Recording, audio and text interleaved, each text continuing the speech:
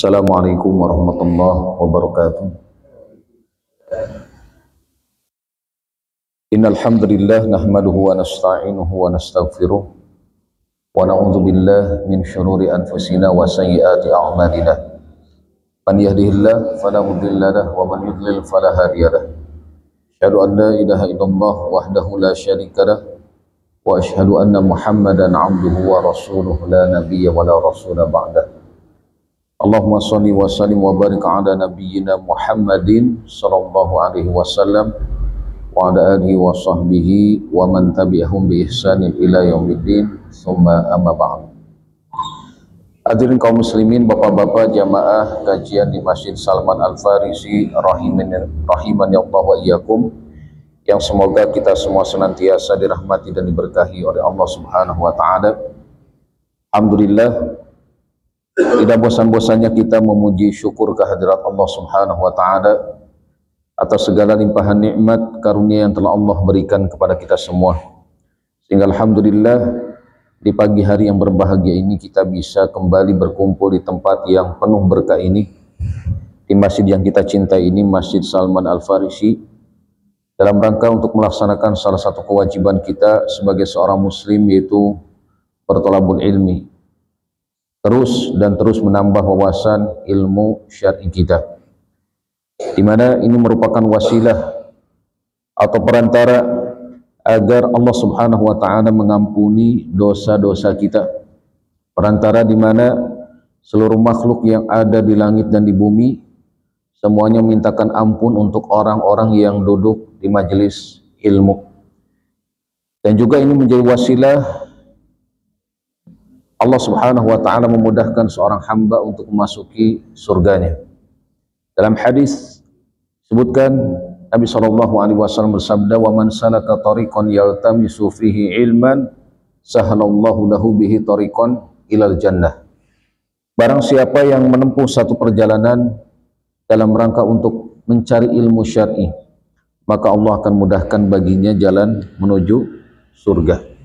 Mudah-mudahan Allah Subhanahu wa ta'ala senantiasa mencurahkan rahmatnya kepada kita semua, berikan inayah pertolongannya, hidayah petunjuknya kepada kita semua, sehingga di majelis ini kita bisa mendapatkan ilmu yang bermanfaat, mendapatkan ilmu yang berkah, ilmu yang semakin menambah keimanan dan ketakwaan kita kepada Allah Subhanahu wa ta'ala. Amin, amin ya rabbal alamin. Salawat beserta salam semoga terlimpah curah kepada panutan alam, yaitu Habibana Muhammad sallallahu alaihi wasallam, dan juga kepada keluarga beliau, para sahabat, tabi'in, tabi'ut tabi'in, dan orang-orang yang senantiasa mengikuti jejak langkah mereka sampai hari kiamat nanti.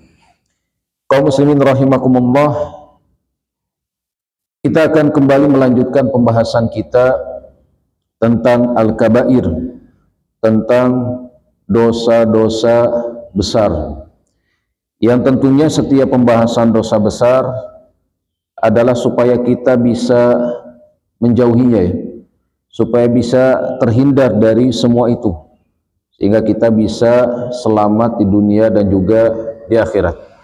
Karena pasti setiap dosa besar ini pasti akan merugikan pelakunya, rugi dunia dan juga akhiratnya. Sehingga mudah-mudahan ketika kita sudah memahami hal ini, kita bisa waspada, bisa semakin tahu bahwa ada di sana hal-hal yang mesti kita jauhi. Baik, dosa besar yang akan kita bahas di kesempatan pagi hari ini adalah tentang aklu malil haram, tentang dosa memakan harta haram, atau bahkan kita katakan, kata para ulama, yang dimaksud dengan memakan harta haram ini ada dua bentuk.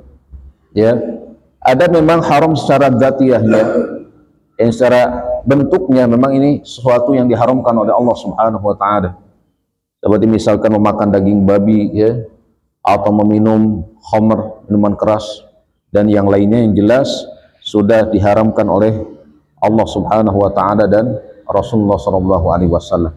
Dan juga ada haram dari sisi cara mendapatkannya atau usahanya, yakni dengan jalan yang dilarang oleh Allah Subhanahu wa taala. Seperti misalkan dengan mencuri, dengan korupsi ya, dengan merampas dan bentuk-bentuk terlarang lainnya. Jadi di sini kita akan menjelaskan tentang bagaimana ya pengaruh dari memakan harta yang haram itu sendiri. Karena kaum muslimin rahimakumullah, banyak sekali kaum muslimin. Oh, nah.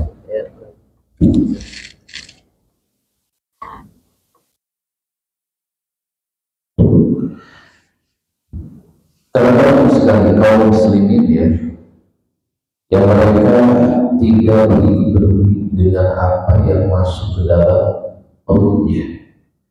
Demikian ada di antara mereka tidak peduli dari mana harta tersebut didapatkannya. Kalau makanan yang penting asalkan apa? Enak, gurih misalkan ya, nikmat seperti itu. Kalau usaha misalkan yang penting mudah didapat, ya, caranya mudah dan seterusnya. Berbagai alasan yang sebetulnya ini hanya kilah semata. Jadi betapa banyak orang-orang di zaman sekarang ini ada di antara mereka yang tidak peduli apakah hartanya didapat dengan cara yang halal ataukah dengan cara yang haram. Padahal kaum muslimin rahimahumullah, apapun yang masuk ke dalam perut kita atau harta apapun yang kita dapatkan, ini akan berpengaruh pada kehidupan kita, baik di dunia ini ataupun kehidupan di akhirat nanti. Pasti ada pengaruhnya. Pun demikian makanan yang haram, harta yang didapat dengan cara yang haram, ini pasti akan mempengaruhi pribadi orang tersebut. Bisa jadi pribadinya sesuai dengan apa yang dikonsumsinya. Bisa jadi kesehatannya akan terpengaruh dengan apa yang dikonsumsinya. Dan tentu di akhirat Allah Subhanahu wa taala sudah menyediakan berbagai siksa bagi mereka yang tidak memperhatikan dari mana makanan dan harta mereka didapatkan seperti itu. Oleh karena kaum muslimin rahimahumullah, menjadi kewajiban bagi setiap kita umat Islam untuk terus mempelajari apa itu yang dimaksud dengan halal, apa yang dimaksud dengan haram, apa saja yang termasuk kategori halal, kategori haram. Ini penting sekali ya, karena kita semua, kita kaum muslimin diperintahkan oleh Allah Subhanahu wa taala dan Rasulullah sallallahu alaihi wasallam untuk hanya memakan makanan yang halal saja. Untuk hanya berusaha dari usaha yang halal saja. Dan sebaliknya, Allah Subhanahu wa taala dan Rasulullah sallallahu alaihi wasallam memerintahkan agar kita menjauhi segala bentuk yang haram, baik makanan, minuman ataupun usaha yang haram. Kita mungkin pernah mendengar salah satu di antara doa yang diajarkan oleh Nabi Shallallahu Alaihi Wasallam tentang hal ini. Beliau pernah mengajarkan doa, Allahumma kfini bihalalika an haramik, wa aghnini bifadlika amman siwa. Ya Allah, cukupkanlah aku dengan yang halal dan jauhkanlah aku dari yang haram, dan cukupkanlah aku dengan karuniamu dari bergantung pada selainmu. Ini hadis riwayat Tirmidzi. Jadi dari doa ini saja Nabi Shallallahu Alaihi Wasallam memerintahkan sebetulnya kepada umatnya agar mencukupkan diri dengan yang halal saja dan menjauhi segala bentuk yang haram. Karena kalau kita perhatikan di dunia ini, ya, di bumi ini, sesuatu yang halal ini jauh lebih banyak dibanding sesuatu yang haram. Makanya kalau kita ingin mengetahui mana yang halal, ya pelajari yang haram. Karena apa? Karena yang haram itu terbatas, sementara yang halal tidak terbatas. Ya, jadi yang haram itu terbatas, sedikit sekali. Akan tetapi justru kebanyakan manusia banyak yang terjerumus kepada yang sedikit ini, yang haram ini. Ini sungguh luar biasa ya, bagaimana godaan setan bisa menjerumuskan manusia kepada yang haram, padahal jumlahnya ini sangat sedikit dibanding yang halal. Syekhul Islam rahimahullah pernah berkata, wal qalil minal halal yubarak fih, wal haramul katsir yadhhabu wa yamhaquhu Allah Ta'ala. Sedikit dari yang halal itu akan diberkahi oleh Allah. Ya, jadi meskipun kita memiliki harta yang sedikit, tapi hasil dari yang halal, Allah akan berikan keberkahan pada harta tersebut. Luar biasa ya. Sedangkan yang haram, yang jumlahnya banyak, ini hanya akan cepat hilang, cepat rusak, dan Allah akan menghancurkannya, menghilangkan keberkahannya, tidak meridhoinya seperti itu, atau dijadikan sebagai istidraj supaya orang tersebut terus terjerumus ke dalam dosa dan kebinasaan seperti itu. Ada orang-orang yang luar biasa dalam kemaksiatan tapi rezekinya lancar, ini namanya istidraj namanya. Jadi Allah ingin istilahnya orang tersebut terus terjerumus ke dalam kemaksiatan seperti itu ya. Ini namanya istidraj dengan harta yang melimpah bagi orang-orang yang suka bermaksiat kepada Allah Subhanahu wa Ta'ala. Jadi kita harus menyadari kalau seseorang suka bermaksiat kepada Allah namun kok rezekinya lancar, ini pun harus dia merasa khawatir, barangkali ini adalah istidraj, membuat dia keenakan dalam maksiat kepada Allah Subhanahu wa Ta'ala. Jadi sedikit tapi halal ini akan diberkahi, sedangkan banyak tapi dari hasil yang haram ini pasti akan membinasakan pelakunya itu sendiri. Jadi kaum muslimin rahimakumullah, tadi ya sekali lagi, kebanyakan manusia di zaman sekarang, terutama di zaman materialistis di zaman sekarang, yang segalanya dilihat dari kacamata harta ya, banyak sekali di antara mereka yang mencari harta tanpa memperhatikan mana yang halal, mana yang haram ya, dalam utang piutang, dalam hal apapun ya. Kebanyakan di zaman sekarang tidak mempedulikan lagi tentang masalah tersebut. Padahal Nabi SAW sudah mewanti-wanti jauh-jauh hari kepada umatnya, hati-hati. Kenapa? La ya'tiyanna 'alan nasi zaman la yubalil mar'u bima akhadal mal amin halal aw min haram. Karena kelak di akhir zaman ya, kita ini berada di akhir zaman. Kata Nabi, kelak di akhir zaman akan ada manusia yang mereka tidak peduli lagi dengan harta mereka, apakah dari yang halal didapatkan ataukah dari yang haram. Seperti itu kebanyakan manusia di zaman sekarang ini, seperti itu.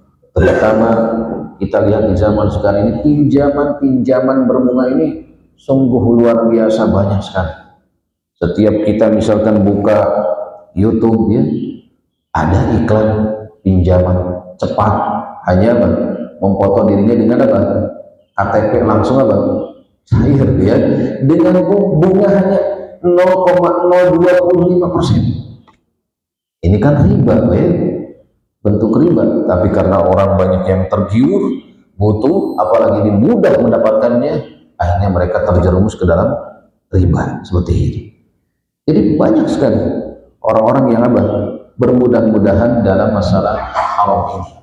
Baik, kaum muslimin rahimakumullah, yang akhirnya kata para ulama ya, yang akhirnya orang-orang tersebut akhirnya menjadi budak-budak dunia sebagaimana disinyalir oleh Nabi SAW.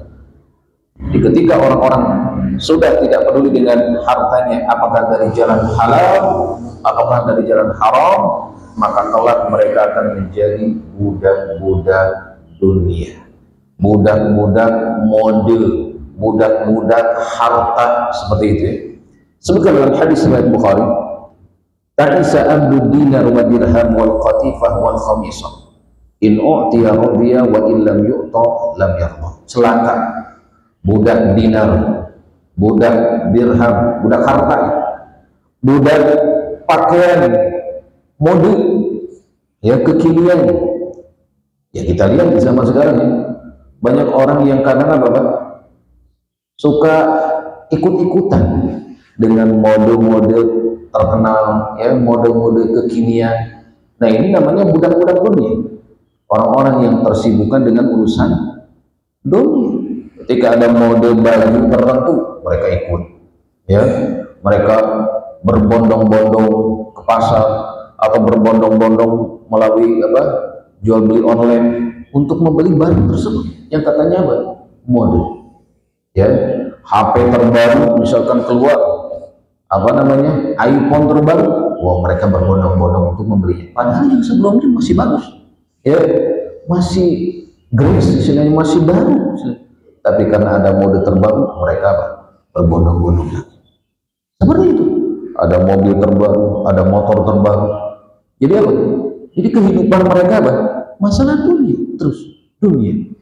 Pun demikian, betapa banyak manusia yang setiap harinya mereka tersibukkan dengan dunia. Kita bisa melihat fenomena ini Pak.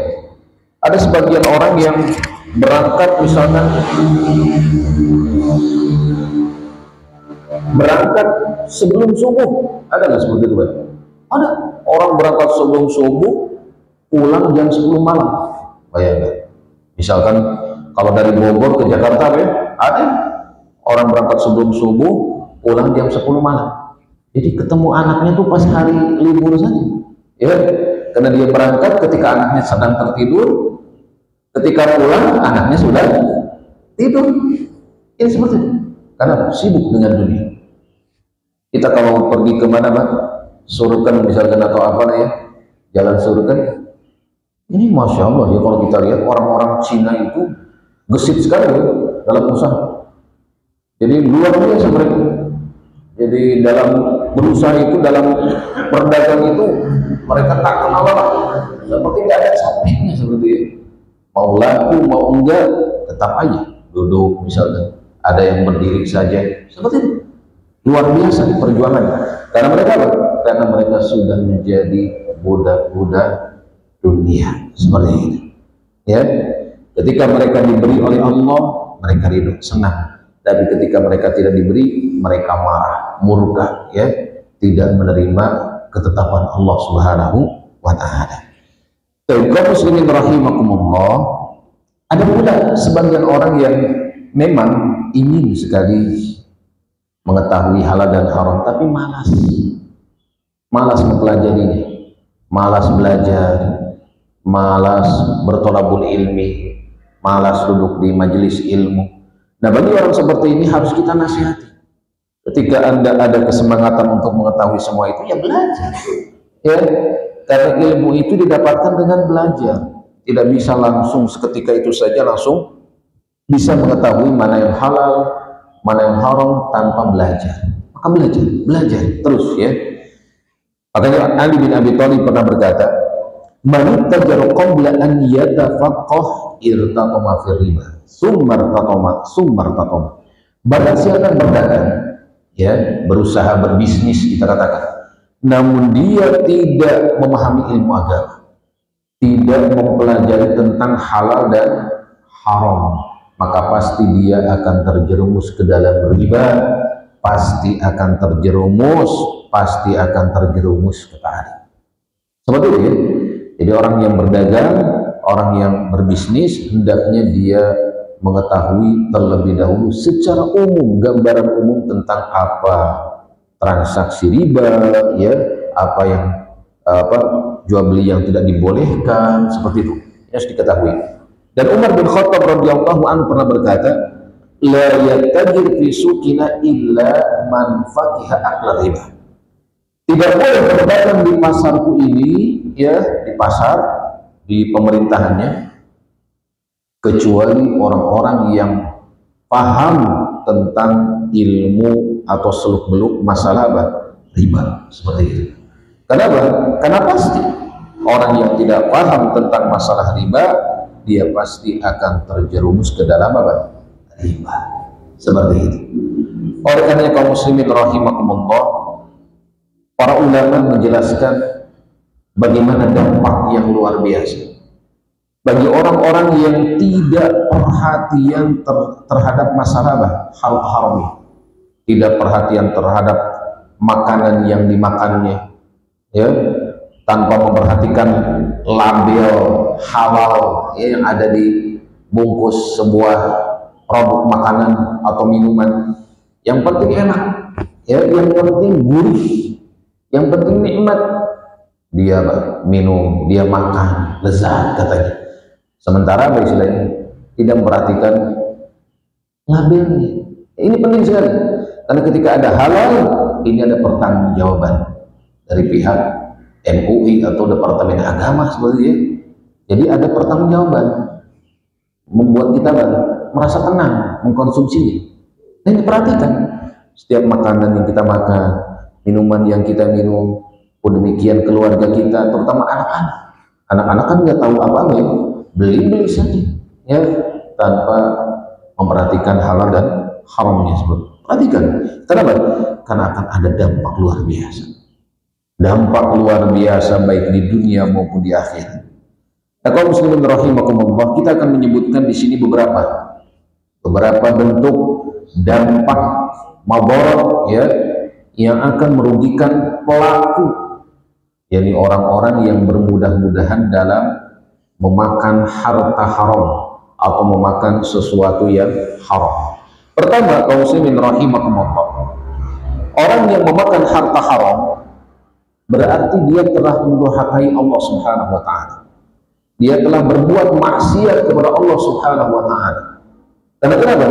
Karena Allah Subhanahu wa taala telah melarangnya, lalu dia malah melanggar larangan tersebut.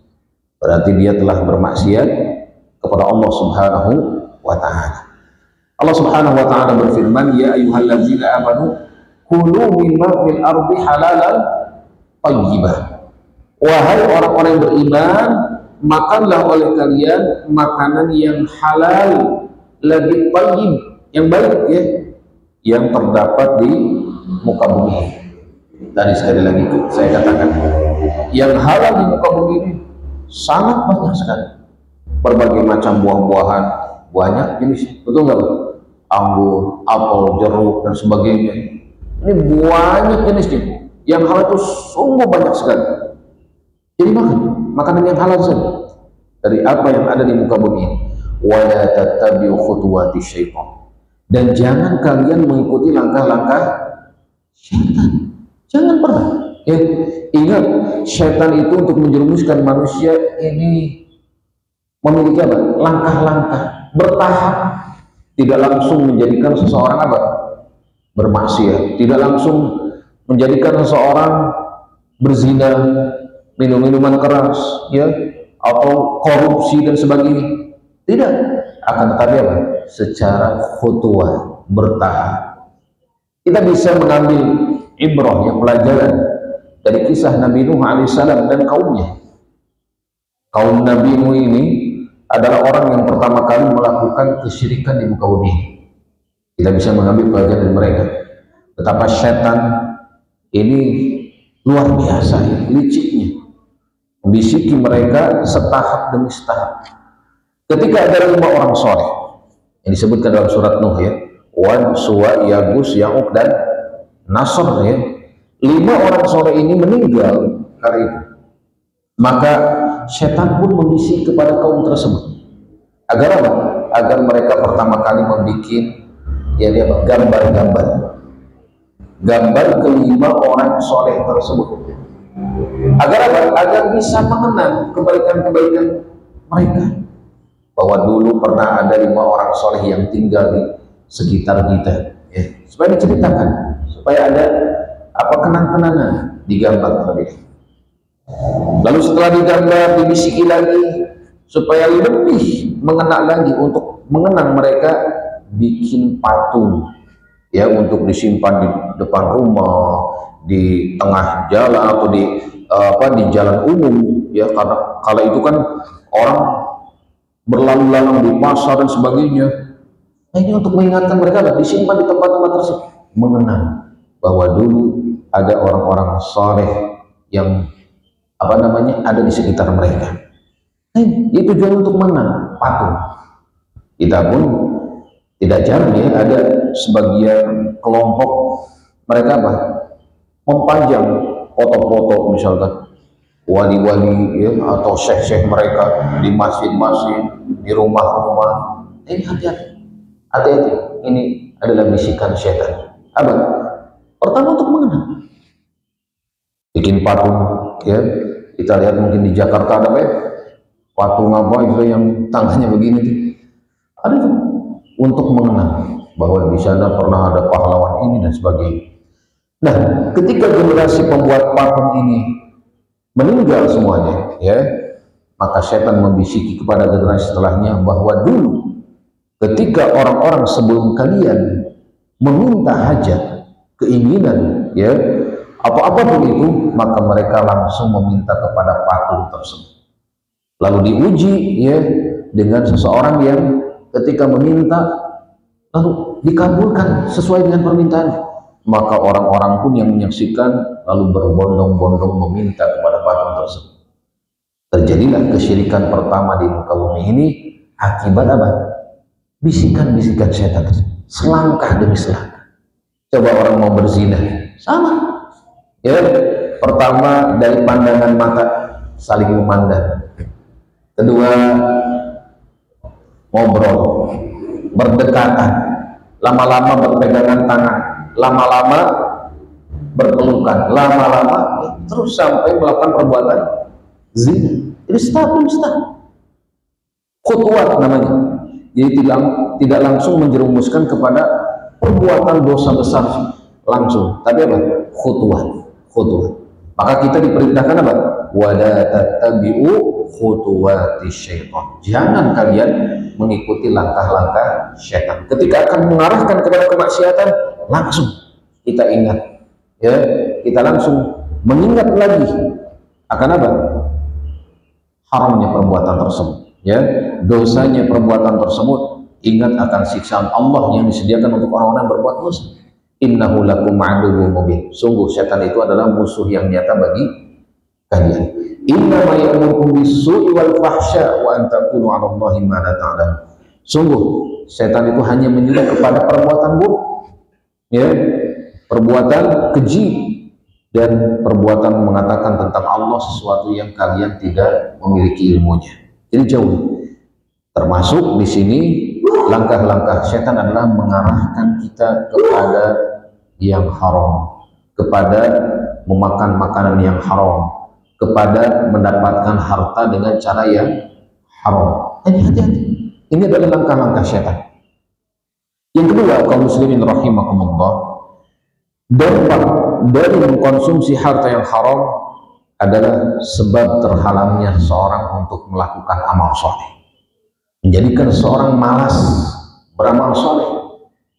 Ini adalah salah satu sebab terbesarnya memakan harta yang haram. Jadi malas, ya, malas melakukan ibadah, melakukan sholat sunnah, melakukan puasa sunnah, ya, melakukan sholat tahajud, melakukan ibadah-ibadah yang lain seperti itu, malas. Nah, ini mungkin salah satunya ada sesuatu yang haram yang kita konsumsi, atau ada harta haram, ya, yang tidak kita sadari telah tercampur dengan harta kita. Seperti itu. Jadi bisa menyebabkan seorang malas beribadah. Sebaliknya, ya, mengkonsumsi harta yang halal ini akan menyebabkan seorang semangat untuk melakukan amal soleh. Dalam surat Al-Mu'minun ayat 51 Allah Subhanahu wa taala berfirman, "Ya ayyuhar rusulu kulu minat thayyibati wa'malu shalihan inni bima ta'maluna alim." Wahai para rasul, makanlah dari makanan yang halal, yang thayyib, ya, dan kerjakanlah amal soleh. Sungguh aku Maha mengetahui apa yang kalian kerjakan. Nah, kata Ibnu Katsir rahimahullah, ketika Allah Subhanahu wa taala menggandingkan antara memakan makanan yang halal dengan mengerjakan amal soleh, kata Ibnu Katsir, ini menandakan bahwa makanan yang halal bisa menjadikan seorang apa? Semangat untuk melakukan amal soleh. Alhamdulillah ya, Allah berikan kesemangatan kepada kita untuk apa? Bisa berjamaah di masjid, bisa mengaji ya, bisa melaksanakan sholat sunnah, bisa melaksanakan amalan-amalan sunnah. Nah, ini salah satu sebabnya adalah karena harta yang kita dapatkan adalah harta halal seperti ini. Ini ya, ini dikatakan oleh Ibnu Katsir rahimahullah. Ada isyarat bahwa hendaknya dalam berusaha kita mencari usaha yang halal, pun demikian dalam makanan kita memakan makanan yang halal saja seperti itu dan menjauhi makanan yang haram. Dan kaum muslimin rahimakumullah, yang selanjutnya orang-orang yang bermudah-mudahan dalam memakan harta yang haram, ini termasuk bagian dari satu kaum yang dimurkai oleh Allah Subhanahu wa Ta'ala. Ya, karena kebiasaan kaum yang dimurkai oleh Allah alias orang-orang Yahudi adalah mereka bermudah-mudahan dalam memakan harta haram. Ini kebiasaan orang-orang Yahudi yang disebutkan oleh Allah Subhanahu wa Ta'ala di dalam Al-Quran. Mudah sekali mereka bertransaksi riba, ya, mengambil harta orang lain, merampas hak orang lain. Sebagaimana kita saksikan ya di zaman sekarang, nyata sekali, betul kan? Nyata sekali transaksi riba yang apa? Orang-orang yang menguasai transaksi riba dunia ini adalah kalangan Yahudi.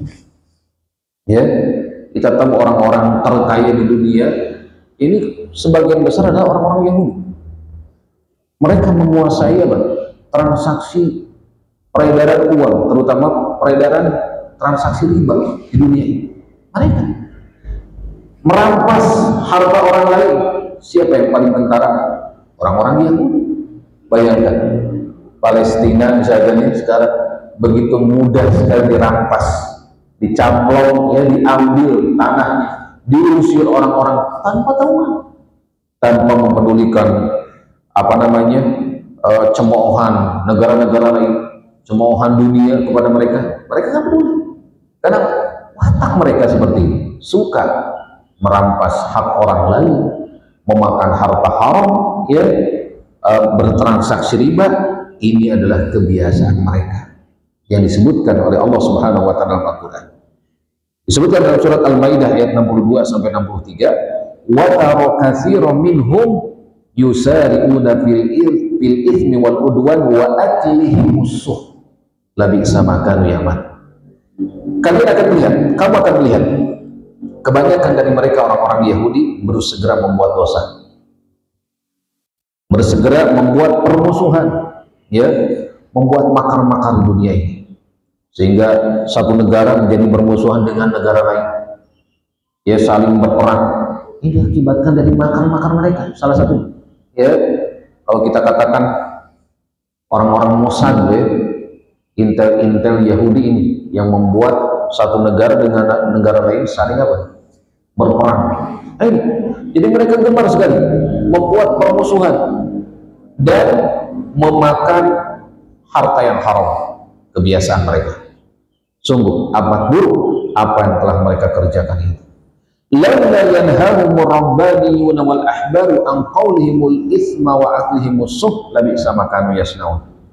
Mengapa orang-orang alim di antara mereka, rahim-rahim mereka, tidak melarang mereka mengucapkan perkataan bohong dan memakan harta yang haram? Sungguh amat buruk apa yang telah mereka kerjakan. Ini ada isyarat bahwa kewajiban seorang ulama, kewajiban para ulama adalah terus mengingatkan umatnya agar menjauhi harta yang haram, memakan makanan yang haram, ya, menjauhi perkataan dusta. Di sini dikatakan. Kenapa? Karena kalau tidak seperti itu akan terjadi kerusakan di mana-mana. Ya, ketika ulama yang tidak mengingatkan umat dari bahaya harta haram, dari bahaya transaksi riba, ya, dari bahaya judi online, dari bahaya ini dan itu yang diharamkan oleh Allah, maka hati-hati. Hati-hati ketika Allah menimpakan azabnya, siksanya, kepada orang-orang yang bermaksiat tersebut, maka ini pun akan menimpa orang-orang di sekitarnya. Jadi bukan hanya orang-orang bermaksiat saja akan terkena dampaknya, tapi orang-orang yang tidak bersalah pun akan terkena dampaknya. Akibat apa? Akibat para ulama diam ketika kemaksiatan telah merajalela. Seperti itu. Baik. Kemudian kaum muslimin rahimakumullah, dikatakan di sini ya, telah diwanti-wanti oleh Nabi SAW, jangan kalian tertipu dengan pesona orang-orang Yahudi, dengan kekayaan mereka, dengan ketampanan mereka, ya, dengan kuatnya mereka. Jangan terpesona, ya. Karena kalau kalian terpesona, maka kalian pasti akan mengekor mereka, menjadi budak mereka, ya, akan mengikuti terus mereka. Bahkan hukum-hukum mereka pun akan kalian ambil nanti. Hati-hati. Kata Nabi SAW, la tattabi'anna sanana alladziina min qablikum shibran bi shibrin wa zira'an bi zira'in. Ya, kalian kelak akan mengikuti orang-orang sebelum kalian, kebiasaan mereka, mengikuti kebiasaan mereka. Shibran bi shibrin, sejengkal demi sejengkal, sehasta demi sehasta, hatta idza dakhalu juhra rabbin la dakhaltum, sampai kalaupun mereka masuk ke dalam lubang biawak, kalian pasti akan mengikutinya. Saking terpesonanya dengan kehidupan orang-orang kafir, gitu ya. Makanya kadang ada orang-orang muslim Indonesia kalau sudah belajar di negeri barat sana, pulang-pulang apa? Jadi lirik, jadi apa, konslet seperti itu. Kenapa? Karena terpukau dengan apa? Dengan keindahan, kebersihan, ya, apa namanya, kehebatan orang-orang kafir tersebut. Sementara orang-orang Islam misalkan dalam kondisi kemiskinan, ya, lemah seperti itu. Nah, sehingga apa? Akhirnya mode pakaiannya diikuti, syarat apa adat istiadatnya diikuti, kebiasaan kesehariannya dia ikuti, karena terpukau. Hati-hati, hati-hati kata Nabi, kalian kelak akan mengikuti kebiasaan orang-orang kafir, ya, orang-orang sebelum kalian. Lalu ada yang bertanya, ya Rasulullah, al-Yahud wan Nasara, apakah yang dimaksud itu adalah orang-orang Yahudi dan Nasrani? Kata Nabi, faman, siapa lagi kalau bukan mereka? Maka hati-hati ya, jangan terpukau, jangan ikut-ikutan, jangan suka apa namanya ingin seperti mereka. Apalagi di zaman sekarang ada fitnah lagi, Pak ya. Fitnah misalkan orang-orang Korea, Pak ya, mode-mode rambut Korea, gaya-gaya pakaian Korea, ya, cara berbicara seperti orang-orang Korea, seperti ini. Ini hati-hati, hati-hati. Kita ini sudah mendapatkan nikmat yang besar dengan keislaman kita, dengan keimanan kita, dengan ajaran Islam yang mulia. Cukupkan diri dengan hal tersebut, insya Allah kita akan menjadi orang yang mulia.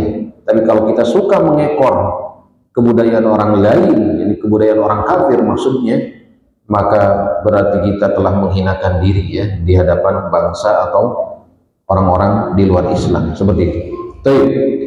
Kemudian kaum muslimin rahimakumullah, yang selanjutnya, badan, daging ya yang ada dalam tubuh kita, kalau diisi dengan sesuatu yang haram, memakan makanan yang haram, minum minuman yang haram, ya, atau mendapatkan harta dari hasil usaha yang haram, maka ingat, badan yang tumbuh dari sesuatu yang haram, maka neraka lebih pantas untuknya. Ini mengerikan sekali ya. Jadi kalau kita mengkonsumsi yang haram, kita seakan-akan menempatkan diri kita di neraka, seperti itu. Kata Nabi SAW ketika menasihati Ka'ab bin Ujrah, ya Ka'ab bin Ujrah, innahu la yarbu lahmun nabata min suhtin illa kanatin naru awla bih.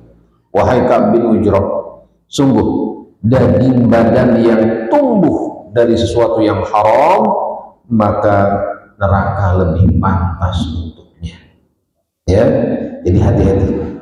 Makan harta yang haram, memakan makanan yang haram, minuman yang haram, ini sama saja menempatkan diri kita di mana?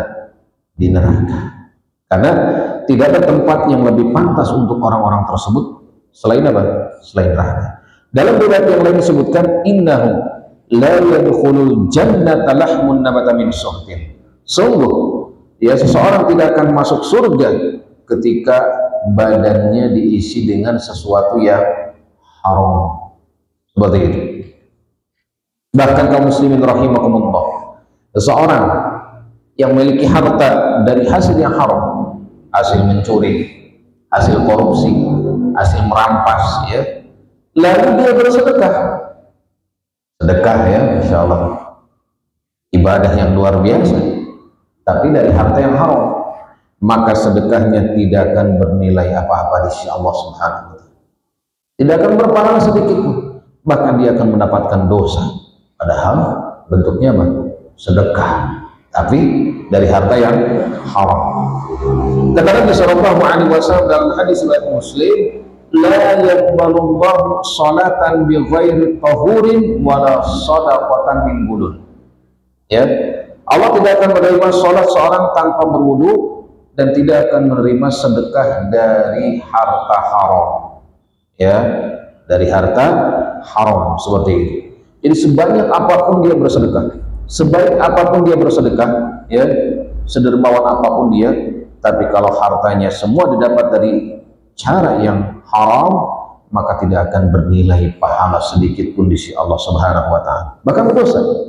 Sebutkan dalam hadis yang lain, idza adaita zakah, idza adaita zakata malika faqad qadaita ma 'alaika wa man jama'a malan haraman thumma tasaddaqa minhu lam yakun lahu fihi ajrun wa kana isruhu anhu.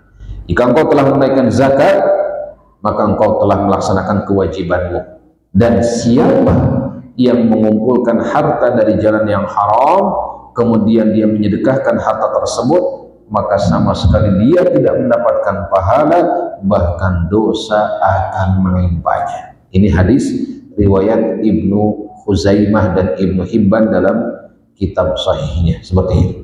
Jadi hati-hati, ya, sekecil apapun harta kita, kalau dari yang haram ini akan memudaratkan kita, maka perhatikan harta kita.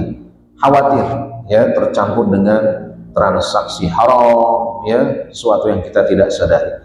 Kemudian yang selanjutnya, kaum muslimin rahimakumullah, mengkonsumsi harta haram adalah termasuk sebab tidak dikabulkannya doa seorang. Ini kerugian besar, ya. Kita berdoa, selalu berdoa kepada Allah dalam sholat, ya, setelah sholat, bahkan apalagi di antara azan dan iqamah, dan di waktu-waktu yang lainnya banyak kita berdoa kepada Allah. Akan tetapi doa kita tidak akan dikabulkan jika yang dikonsumsi adalah sesuatu yang haram, ya, atau jika harta kita didapat dari cara yang haram. Disebutkan dalam hadis, ya, Nabi SAW menyebutkan ada seorang laki-laki yang melakukan safar, di mana safar ini adalah sebab dikabulkannya doa seorang hamba. Jadi kalau kita sedang safar, banyak doa, karena ini adalah waktu mustajab, ya. Ada seorang laki-laki yang melakukan safar, di mana rambutnya ini kusut, wajahnya kumal, ya, wajahnya ini berdebu. Lalu apa? Dia menengadahkan tangan ke atas sambil berucap, ya Rabbi, ya Rabbi. Oh, ini kan safar dalam kondisi butuh, ya, menengadahkan tangan lalu menyebutkan nama-nama Allah. Ini wasilah, ya, diijabahnya doa, semuanya perantara mustajabnya doa.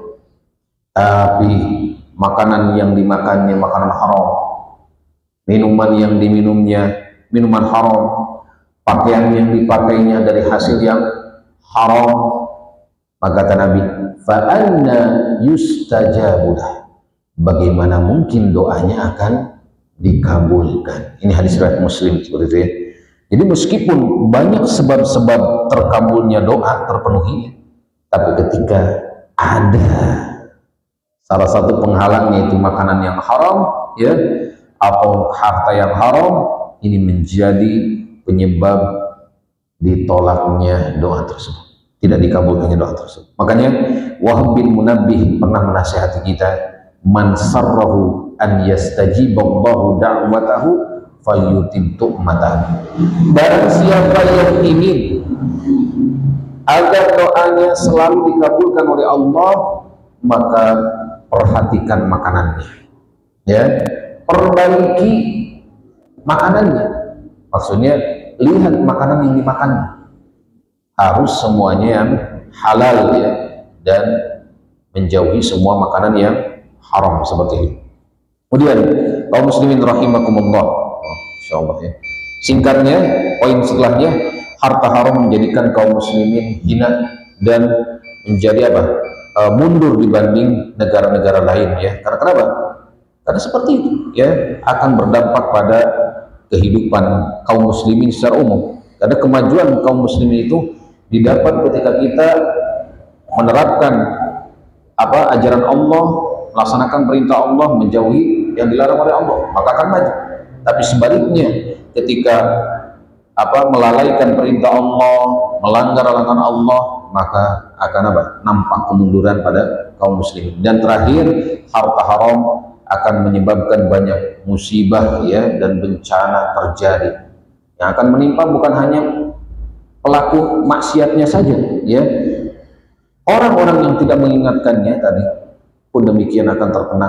Wa ma asabakum min musibatin fabima kasabat aydikum wa ya'fu an katsir. Apa saja musibah yang menimpa kalian, ini adalah disebabkan karena perbuatan dosa kalian, dan Allah memaafkan sebagian besar dari kesalahan itu. Jadi ketika banyak orang yang sudah terjerumus kepada yang haram, apalagi sudah dianggap lumrah, ya, oleh masyarakat, transaksi riba di mana-mana, ya, di internet, di YouTube, di manapun banyak, di online dan sebagainya, orang sudah menganggap biasa, maka tunggulah, ya, siksa Allah akan diturunkan kepada mereka. Berupa apa saja, gempa bumi atau tanah longsor, ya, banjir.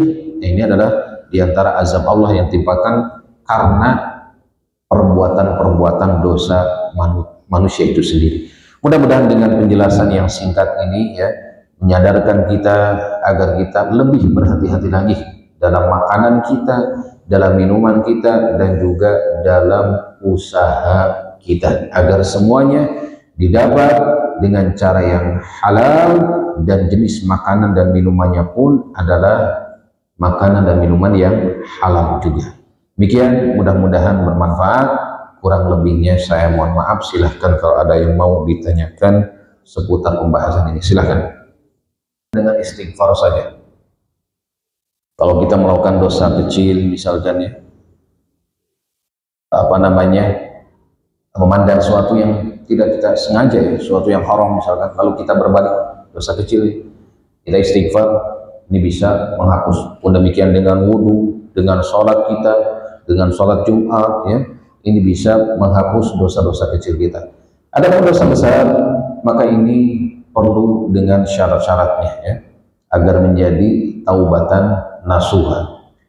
Ya tentu, ya, seorang dikatakan oleh para ulama, diantara syaratnya adalah menyesal, ya, ada an-nadam, ada penyesalan dalam diri si pelakunya, si pelaku dosa besar ini, dengan dosa yang pernah dilakukannya. Ada penyesalan, ya, ada namanya merasa sedih dengan dirinya, kenapa melakukan dosa seperti itu, ada penyesalan. Kemudian al-iqla, ya, artinya apa? Dia tidak kembali kepada dosa tersebut, ya, dan berazam, bertekad, ya, di kemudian hari tidak akan pernah melaksanakan lagi hal tersebut. Kemudian mengganti dengan amal saleh, ya. Jadi tanda taubatan nasuha adalah dengan semakin hari dia semakin lebih baik dari sebelumnya, ya. Yang tadinya tidak pernah sholat, lalu dia melaksanakan sholat, ya, rutin, bahkan sholat berjamaah di masjid seperti itu, ya, yang merupakan kewajiban. kemudian dia pun beramal soleh yang lainnya. Mengganti dengan amal-amal kebaikan. Ini tanda taubatan nasuha. Cara seperti itu kata para ulama. Seorang melaksanakan sholat 2 rakaat lalu menyesal, menyesal, meminta ampun kepada Allah Subhanahu wa taala dan berazam untuk tidak melakukan lagi kemudian hari, dan mengganti dengan apa? Dengan amal-amal soleh setelah. Nah, ini adalah taubat yang sebenar-benarnya. Jadi kalau ada orang mengatakan saya taubat tapi nggak pernah sholat, nggak pernah beribadah seperti itu, nggak pernah melakukan kebaikan, ini dusta taubatnya, dusta. Apalagi kalau dia kembali melakukan hal tersebut, maka ini bukan taubat seperti itu. Atau berazam nanti kalau satu waktu nanti saya akan kembali untuk melakukan maksiat ini. Nah, ada keinginan tersebut, nah ini bukan taubatan nasuha. Tapi taubatan nasuha dia berazam dari saat itu untuk tidak mengulangi kembali, tidak mengulangi kembali perbuatan tersebut di kemudian hari. Nah, ini baru dinamakan apa? Taubatan nasuha. Siapapun itu, hatta orang-orang yang dikatakan dosa besar yang paling besar, kesyirikan. Kesyirikan ini dosa besar yang paling besar, tapi kalau dia bertaubat dengan taubatan nasuha dengan syarat-syarat tadi, Allah akan terima. Allah akan terima taubatnya. Dengan syarat dia meninggalkan perbuatan tersebut, berazam tidak mengulanginya di kemudian hari dan menggantinya dengan amal-amal saleh. Ini penting sekali. Atau orang yang tadi suka meninggalkan sholat, sama.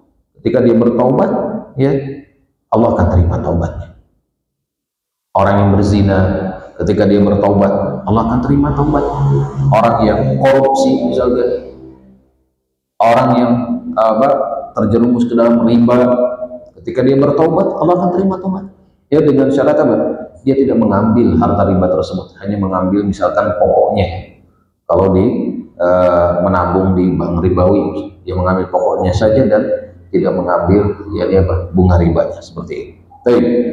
Jadi intinya dosa-dosa besar hanya bisa diampuni oleh Allah dengan taubatan nasuha tadi dengan syarat-syaratnya. Ada lagi, silakan. Sedangkan dosa-dosa kecil sedikit lagi. Ini tadi dengan amal-amal soleh. Apapun amal soleh yang kita kerjakan, maka ini bisa menghapuskan apa? Dosa-dosa kecil kita, termasuk sedekah. Sedekah, apapun sedekah, ini bisa menghapuskan dosa-dosa kecil kita. Dan seluruh amal kebaikan, amal soleh, ini secara umum bisa menghapuskan dosa-dosa kecil kita. Tapi kalau tidak ada yang bertanya lagi, kita cukupkan sampai di sini. Mudah-mudahan apa yang kita pelajari memberikan ilmu buat kita, sehingga kita bisa mengetahui dan bisa mengamalkan dalam kehidupan kita, agar kita hanya mencukupkan diri dengan yang halal dan menjauhi segala sesuatu yang diharamkan oleh Allah Subhanahu wa ta'ala, agar kehidupan kita berkah, harta kita berkah, selamat dunia akhirat. Subhanakallahumma bihamdik, asyhadu an la ilaha illa anta, astaghfiruka wa atubu ilaik. Assalamualaikum warahmatullahi wabarakatuh.